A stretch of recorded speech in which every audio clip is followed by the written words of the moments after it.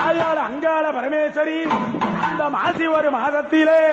அங்கே மயான கொள்ளையிலே ஆயாளாகப்பட்டவன் அதனுக்கு நடல நல்ல சூடலையம்மா அட நடு சுடல ஐயோ தில்லை இவனோ